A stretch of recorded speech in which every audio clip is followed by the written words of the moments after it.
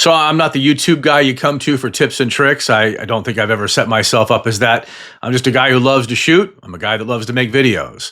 I've called this one Compression is the Lesson, and the reason why is because if I get asked any one question about the things I say on this channel, it's that I'm a big fan of long lens street photography, that most of my street photography takes place at 200 millimeters.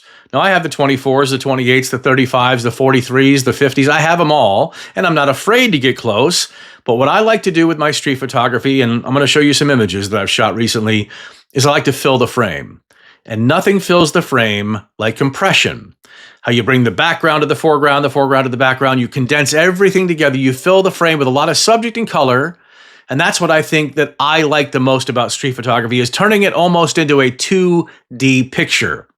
Flatten out the image a bit, be subject focused, of course, but at the same time, have a lot of elements in the photograph that can speak to maybe the narrative or just the scene in general. So if we can, if you don't mind, I'd love to go through some of the pictures I shot the other day, tell you what I was thinking when I shot them and why I compressed the image with the long lens, and how it's the kind of street photography that I love the most. Now, this guy was just sitting on the corner there. He'd been looking around all to his right, and just at the time that he was looking to me, or just past me, I got the shot. As you can see, a lot of fall off there. I love how the greens all played together here. I got a green sign there. I got the green vent by his back, the green shirt on the guy, the green background. It just really worked together. The textures of the wall and the brick and everything else. I really enjoyed just how this image came out. But that's how I shoot with compression. I was 50 feet away from this guy, zoomed way in, so he had no idea I was taking his picture, and I'm fine with that. I'm gonna call this one X marks the spot, or maybe FedEx marks the spot. What I liked about this one is in shadow and one is in light. The color palettes don't necessarily work together here, the pink and the orange, not necessarily, and sometimes I try to go for that. I just love how that bouquet there was illuminated against the silhouette of her body. I was, again, more than 50 feet away, zoomed in, waiting for somebody to walk into that light. Her face is illuminated perfectly. I just love the contrast of the silhouette and the well-lit person against that background, which brought it all together in one big flat portrait. I really liked how that one turned out. This one right here, I didn't know was going to turn into the comedy and drama mask. If you look at Waldo back there versus this woman's frown, it's kind of a comedy drama mask scenario. I was just waiting for somebody to walk in front of that tree. I really wasn't even looking at my subject matter. I just wanted to get somebody in that tree with the light on their face and all the colors of the background brought in by that long lens that I shoot with. This was a little closer. This may have been about 120 millimeters away, but I like how the light was on her face. I like her scowl. I got the walker in there. So it definitely creates a moment, and I love capturing moments. But this picture to me, just with that comedy drama mask kind of element to it, I really dug this shot. This one I got lucky. I was waiting for somebody to walk through this scene as the woman is playing that, I don't know, is it a piano? What that's called, something, but I'm not sure exactly what it's called. And the guy just happened to be looking back at her. There's a lot of fall off. I think this is even shot at like 5.6 or 7.1 aperture, so he's not completely blurred out, but you can see that he's taking notice of a woman with a very limited range on that blow piano. Is it called a blow piano? I don't know, but whatever it's called, she can only hit a certain number of notes, and I had to get out of the scene as soon as I could because it was driving me nuts, and I think it was driving that guy nuts too. But there's some foreground element there with the flowers and the coffee cup, or her wheelchair, the fall off to the background. I like light in the background, kind of illuminating the entire scene. I think that's why I shot that one as much as I did, and caught that picture. Just lucky to catch that. This one, I have to say, was probably her green top that caught my eye, and the contrast with the orange and the red there, and of course, maybe what was in her green top, I'm not gonna lie to you, but I like that there's different faces, there's a couple in the shadow there, there's two well-lit faces, a lot of stuff going on in this image. I kind of waited outside of this hotel as people were coming in and going, and it just kind of, there's a lot of story here. I don't know who's a valet, I don't know who's coming along with them on the trip, but I just like the colors, and I like the light and the way it worked against the interplay there. This guy, after I shot this picture, wanted to know if I'd pay him to model without any clothes on. I'm just going to leave that there.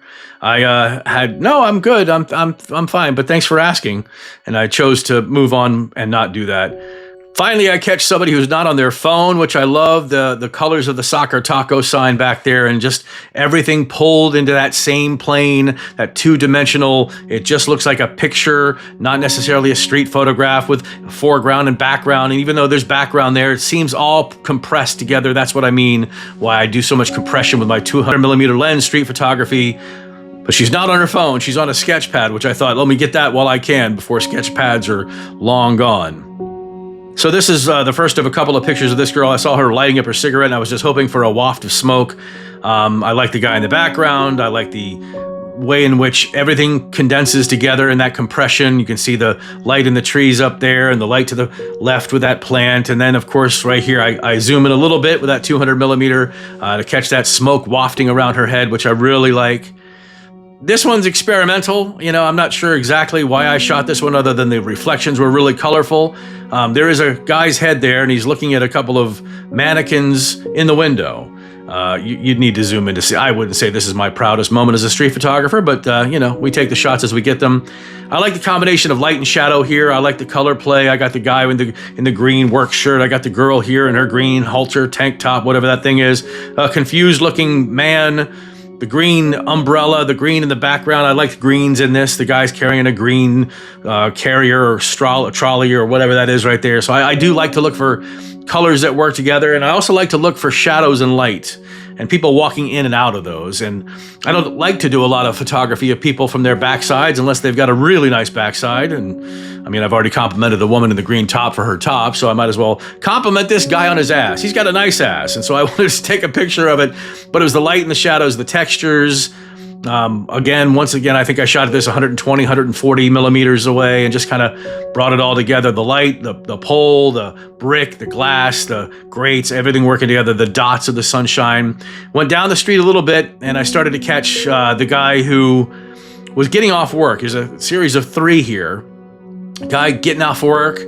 He's taking his helmet off and I kind of like the symbolism of he's leaving the city after a hard day's work. The sunshine was just dappling through that entire street scene right there. And this final one, which is my favorite, just caught a little light on his face, a light against that shirt, walking into that light. It's the same textures as that last photograph there. So I really enjoy the fact that that long lens compresses the entire image down. This may have been about 75 to 80 millimeters. I'm not really that far away, but again, this is why I do what I do. This is why I shoot the long lens street photography. So if you have a question about it, feel free to jump into the comments. I don't think that all street photography has to be up close and personal, because a lot of times you turn people off, and, you know, I don't mind to turn people off. It's what I do for a living on the radio every single morning. But at the same time, not everybody wants you to be in their face. You're not Bruce Gilden, and neither am I, and I don't want to be either. So I thank you for watching this video. I hope you can understand a little bit why I compress the images that I do with the long lens in my street photography, and we'll see you next time.